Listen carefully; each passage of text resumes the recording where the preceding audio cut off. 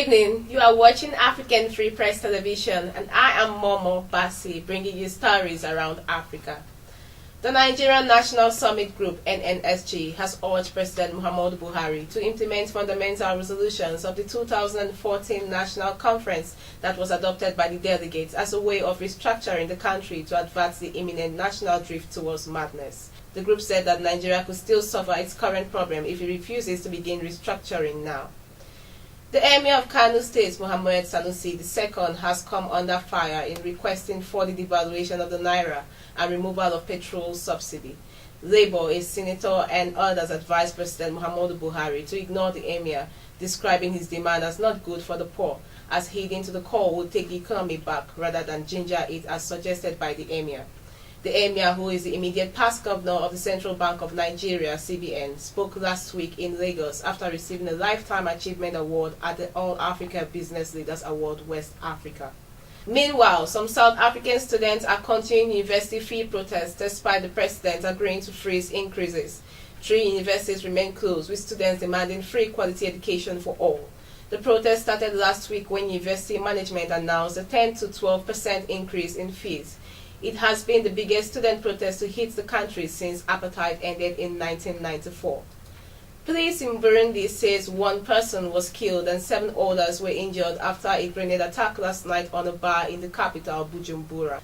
The bar in Kamange district is owned by a senior figure of the ruling CNDD-FDD party. There has been a wave of unexplained killing both of opposition activists and security forces since April, when President Pierre Nkurunziza decided to run for a 3rd term in office, which he won comfortably in July. Ethiopia's Addis Ababa rail project opened last month to the delight of excited residents of the country's capital. The $475 million urban rail project funded by China is one of the most obvious examples of Beijing's huge role in Ethiopia's infrastructure development. The world's most populous nation has also built dams, roads, and factories in Ethiopia, and have even gifted Addis Ababa the African Union headquarters, which cost a whopping $200 million. Ivory Coast has voted in a presidential election likely to give President Alassane Ouattara a 2nd term, an event that is closely watched by investors after a decade-long political crisis that ended with a civil war in 2011. Ouattara faced a divided opposition on Sunday, although a partial boycott and voters' apathy could result in low turnouts. More than 6 million Ivorians are registered to vote at about 20,000 polling stations. The Election Commission has introduced new technology, including computer tablets, to verify their identities. Meanwhile, polls have closed in Tanzania's presidential and parliamentary election, with the ruling party facing its toughest test yet from opposition rivals led by former Prime Minister Edward Lowassa. In the lead-up to Sunday's polls, opposition leader Lowassa tapped into mounting anger over corruption and the slow pace of change in East Africa's 2nd most populous country.